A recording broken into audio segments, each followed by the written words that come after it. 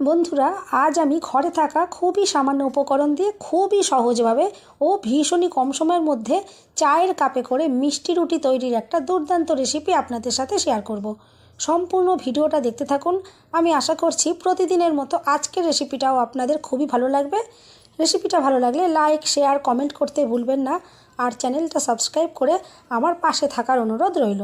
দেখে নেওয়া যাক আমার আজকের রেসিপিটা। নমস্কার বন্ধুরা, আমি পাপড়ি, পদ্মাবতী কুকিং শো চ্যানেলে আপনাদের সবাইকে স্বাগত। মিষ্টি রুটি তৈরি করার জন্য প্রথমেই আমি একটা এখানে বোল নিয়ে নিয়েছি, আর তার মধ্যে আমি নিয়ে নিচ্ছি ময়দা। আমি এখানে 1.5 কাপ ময়দা নিয়ে নিলাম, আর আজকে আমি রুটিগুলো ময়দা দিয়েই তৈরি করব। আর দিয়ে দিচ্ছি এখানে আমি 4 চামচ গুঁড়ো চিনি। আপনারা এমনি নর্মাল গোটা চিনি শিলে বা মিক্সিতে একটু গুঁড়ো করে নেবেন।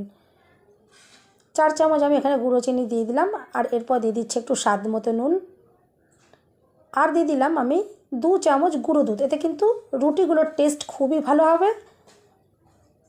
এরপর সব কিছু শুকনো উপকরণ আমি একটা চামচ দিয়ে খুব ভালোভাবে মিশিয়ে নিচ্ছি। আর এভাবেই কিন্তু একটু খুব ভালো করে প্রথম অবস্থায় এই শুকনো অবস্থাতে একটু ভালো করে মিশিয়ে নিতে হবে, কারণ যেহেতু গুঁড়ো দুধ রয়েছে সেই কারণেই যাতে গুঁড়ো দুধ ময়দার সাথে খুব ভালোভাবে মিশে যায়, এভাবে একটু শুকনো অবস্থাতেই মিশিয়ে নিতে হবে। আর এভাবে আমি একটু মিশিয়ে নেওয়ার পর এরপর আমি এখানে অল্প অল্প করে জল দিয়ে একটা ডো রেডি করে নেব। আর জল কিন্তু একবারেই বেশি করে দিয়ে দেওয়া যাবে না, সেক্ষেত্রে ব্যাটারটা পারফেক্টভাবে রেডি হবে না। অল্প অল্প করে জল দিয়ে কিন্তু ব্যাটারটা রেডি করে নিতে হবে। এখানে কিন্তু খুব পাতলা বা খুব গাঢ় ব্যাটার রেডি হবে না, একটা মিডিয়াম ধরনের ব্যাটার রেডি করে নিতে হবে। আমি বারে বারে এভাবে অল্প অল্প করে একটু একটু জল অ্যাড করছি আর ব্যাটারটাকে রেডি করে নিচ্ছি। আর খুব ভালো করে ব্যাটারটাকে মিশিয়ে রেডি করতে হবে, যাতে কোথাও না দলা ভাব থেকে যায়। এভাবে আমি একটা ব্যাটার রেডি করে নিচ্ছি। আর আপনারা কিন্তু ভিডিওটা দেখে একটু বুঝে নেবার চেষ্টা করবেন আমি এখানে কীরকম ধরনের ব্যাটারটা রেডি করছি। এভাবে মিনিটখানেক খুব ভালো করে নাড়াচাড়া করে নিলেই কিন্তু ব্যাটারটা একদম রেডি হয়ে যাবে। একদমই কিন্তু এই রুটিটা তৈরি করতে কিন্তু একদমই সময় লাগে না, ভীষণই কম সময়ের মধ্যে তৈরি হয়ে যাবে। আর খুবই সামান্য উপকরণ দিয়েই তৈরি আমি আজকে করব। এভাবে দেখুন ব্যাটারটাকে আমি আস্তে আস্তে করে রেডি করে নিচ্ছি। এরপর একটু ফ্লেভারটা বাড়ানোর জন্য আমি এখানে দিয়ে দিচ্ছি 1 চামচ ঘি। আপনারা চাইলে কিন্তু ঘিয়ের পরিবর্তে বাটার দিয়েও করতে পারেন। বাটার দিয়ে করলে কিন্তু আরও টেস্ট ভালো হবে, একদম দোকানের কেনা রুটির মতন লাগবে। আমি এখানে ঘি ইউজ করেছি, আপনারা চাইলে বাটার রুটি অবশ্যই দিতে পারেন, ঘরে থাকলে দিয়ে দেবেন। আর বাটার বা ঘি হাতের কাছে না থাকলে সেক্ষেত্রে কিন্তু আপনারা এখানে 2 চামচ সাদা তেল দিয়ে দেবেন। এরপর ঘিটা দেওয়ার পর খুব ভালো করে আমি মিশিয়ে নেব, যাতে সব জায়গায় খুব ভালোভাবে ঘিটা মিশে যায়। এভাবে আমি একটু মিশিয়ে নিলাম। আর বন্ধুরা, এখানে আমি 1 চামচ বেকিং পাউডার আর হাফ চামচের থেকে সামান্য একটু কম বেকিং সোডা ইউজ করেছি, সেটা স্কিপ হয়ে গেছে। আপনারা কিন্তু প্লিজ এই সময়তে এখানে 1 চামচ বেকিং পাউডার আর হাফ চামচের একটু সামান্য কম বেকিং সোডা দিয়ে কিন্তু ব্যাটারটাকে রেডি করে নেবেন, নাহলে কিন্তু রুটিগুলো পারফেক্টভাবে রেডি হবে না। এখানে কিন্তু স্কিপ হয়ে গেছে, সেই জন্য দেখানো গেল না।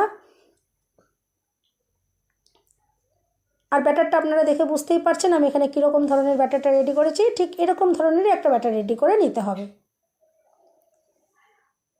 আর এরপর রুটিগুলো তৈরি করার জন্য আমি এখানে দেখুন যে কাচের কাপে আমরা রোজ চা খাই সেই কাপগুলো আমরা নিয়ে নিচ্ছি। এই কাপগুলোতেই আমি আজকে রুটি তৈরি করে দেখাবো। আর এর ভেতরে একটু সাদা তেল আমি এভাবে একটু ব্রাশ করে দিচ্ছি। আর অবশ্যই কিন্তু এভাবে একটু সাদা তেল ব্রাশ করে দেবেন, তাতে কিন্তু রুটিগুলো খুব ইজিলি কাপের থেকে বার করা যাবে।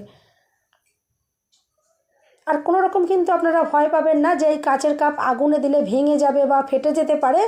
রুটি তৈরির পর আমি আপনাদেরকে দেখিয়ে দেবো কাপগুলো কিন্তু কোনোটাই ভেঙে যায়নি, একদম সব সুন্দরভাবে ঠিকঠাকই যেমন ছিল সেরকমই থাকবে। কাপ কিন্তু ভেঙেও যাবে না, ফেটেও যাবে না। আপনারা কিন্তু নির্ভয়ে এভাবে কাচের কাপ দিয়ে তৈরি করতে পারেন, কোনোই অসুবিধা হবে না।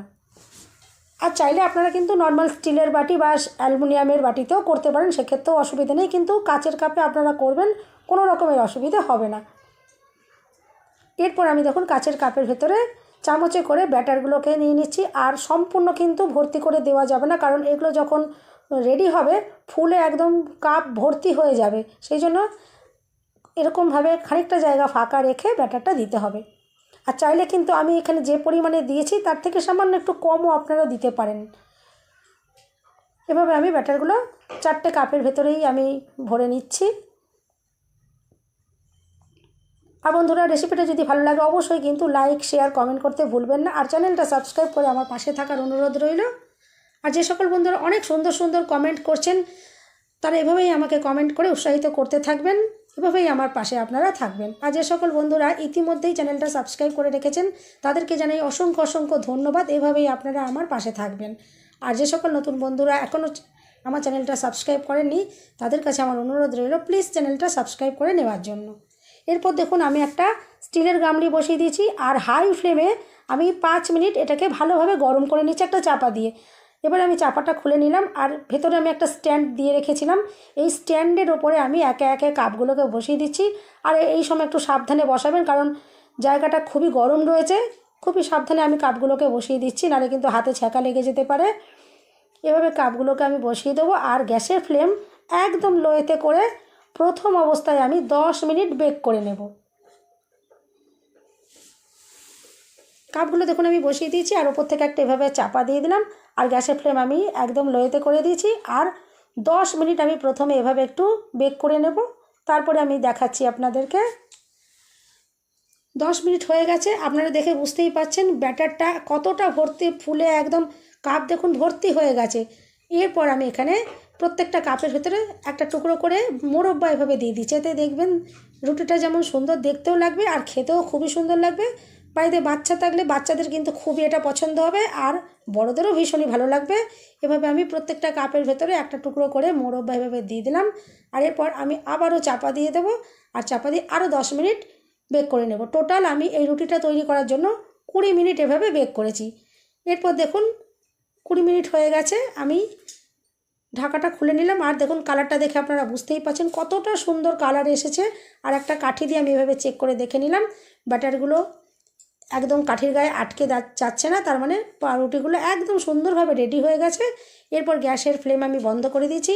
আপনারা চাইলে এই সময়তে এর উপরে একটুখানি বাটার উপর থেকে ব্রাশ করতে পারেন, বা ঘি দিয়েও একটু ব্রাশ করতে পারেন। আমি এখানে কিছুই করলাম না, এমনিতেই যথেষ্ট সুন্দর নরম তুলতুলে রয়েছে রুটিগুলো, আমি আপনাদেরকে দেখাবো।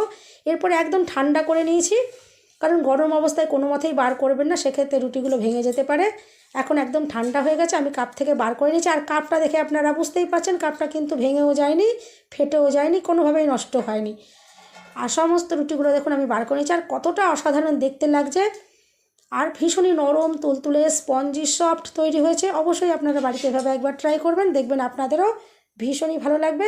বাচ্চাদের স্কুলের টিফিনে আপনারা এভাবে দিতে পারেন, বা এমনি নর্মাল যে কোনো সময় আপনারা এগুলো রেডি করতেই পারেন। আর ভেতরটা আপনারা দেখে বুঝতেই পারছেন কতটা সুন্দর রয়েছে। সবাই সুস্থ থাকবেন, ভালো থাকবেন, দেখা হবে নেক্সট ভিডিওতে।